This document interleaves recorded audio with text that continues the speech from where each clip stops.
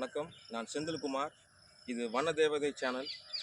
இந்த சேனலில் வந்துட்டு நம்ம விவசாயம் சம்மந்தப்பட்டதும் பல மெடிசனல் வேல்யூஸ் உள்ள செடிகளை சம்மந்தப்பட்டதை பற்றி தான் நம்ம இந்த சேனலில் பார்க்க போகிறோம். இன்றைக்கி நான் என்ன பண்ண போகிறோம்னாக்கா, இப்போ என்கிட்ட வந்துட்டு இன்றைக்கி வந்துட்டு முருங்கை செடி நட போகிறோம். இது வந்துட்டு இந்த முருங்கை ஒரு மரத்துலேருந்து எடுக்கப்பட்ட ஒரு கிளை தான் அது. இந்த மாதிரி நம்மக்கிட்ட நிறைய ஒரு பஞ்ச் ஆஃப் இது இருக்குது. இதெல்லாம் இங்கே நட போகிறோம்.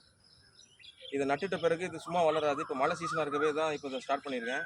இதுக்கு மேலே வந்துட்டு வளர்கிறதுக்காக நம்ம வந்து மாட்டு சாணத்தை வந்துட்டு ஜஸ்ட் அது மேலே வைக்க போகிறோம். ஸோ அது வந்துட்டு கொஞ்சம் அது அது அது ஒரு விதமான உரம் மாதிரி அதுக்கு போக ஆரம்பிக்கும்.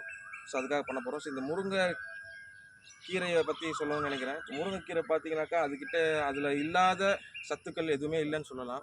நம்ம எலும்புக்கு நல்லது, நம்மளுக்கு அவ்வளோ ப்ரோட்டீன் கொடுக்கக்கூடியது, கால்சியம் கொடுக்குது. மெயின் வந்துட்டு நம்மளுக்கு வந்துட்டு ஹார்ட்டுக்கு ரொம்ப நல்லது. ப்ளஸ் வந்துட்டு நம்ம ஸ்கின்னை வந்துட்டு அவ்வளோ ஷைனிங்காக வச்சுக்கும்.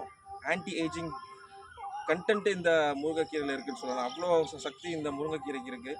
தினமும் எடுத்துக்கிறது தப்பே கிடையாது. கொஞ்சம் அளவு ஒரு கையளவு எடுத்திங்கன்னா கூட போதும். அவ்வளோ நம்மளுக்கு சக்தியை கொடுக்கும். நிறைய இம்யூனிட்டி பவர் வந்துட்டு முருங்கைக்கீரையில் இருக்குது.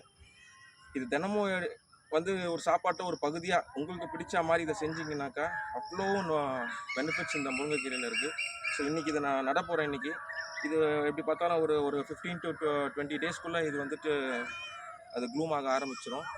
அதுக்கப்புறமா நம்ம இதை வந்துட்டு நம்ம பெருசாக வளர்க்க போதில்லை. ஆக்சுவலாக இதை நான் எதுக்கு பண்ண போகிறோம்னாக்கா, இந்த முருங்கைக்கீரையோட பவுடர், இந்த இலையை காய வச்சு அதில் வந்து பவுடர் எக்ஸ்ட்ராக்ட் பண்ண போகிறோம். இந்த பவுடர் எதுக்குனாக்கா சுகருக்கு வந்து அவ்வளோ ஒரு எதிர்ப்பு சக்தியை கொடுக்கும். சுகரை வந்து ரொம்ப கட்டுப்பாடுக்கு வச்சுக்கும்.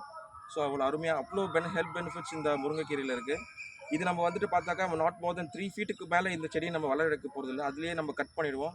கட் பண்ணிவிட்டு அதில் இருக்கிற இலையை எடுத்துகிட்டு அதை வந்துட்டு நம்ம ட்ரை பண்ணிவிடுவோம்.